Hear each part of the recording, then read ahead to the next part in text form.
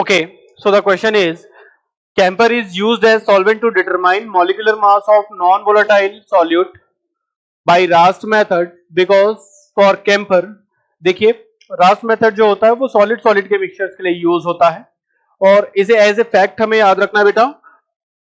Rust method को as a fact हमें याद रखना है।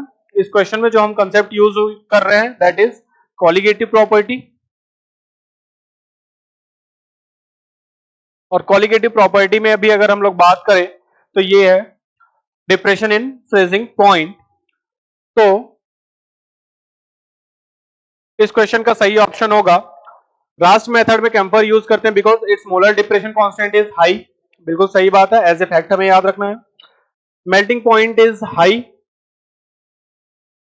बिल्कुल सही है। कैम्फर जो होता है वो बहुत ही वोलेटाइल नेचर का होता है, ठीक है, ये बहुत जल्दी इवेपोरेट हो जाता है तो इसका बॉइलिंग पॉइंट कम होता है, बट इसमें बात करेंगे मेल्टिंग पॉइंट की। थर्ड बीइंग चीप, तो ये तीनों ही ऑप्शन सही हैं। Correct option will be D, all of the above. But अगर हमें इसमें पूछा जाए कि मोर करेक्ट ऑप्शन क्या है, अगर मैं बाकी के तीन ऑप्शन चेंज करके इसमें सिर्फ एक ऑप्शन टिक करना चाहूं तो more correct will be molar depression constant, जो कि रिलेटेड है रास्ट मेथड से। अदर ऑप्शंस आर सही, आर ट्रू, बट इस पर्टिकुलर क्वेश्चन में जो कॉन्सेप्ट यूज हो रहा है वो है कि जो मोलर डिप्रेशन कांस्टेंट होगा रास्ट मेथड के लिए Kf वो हाई होता है।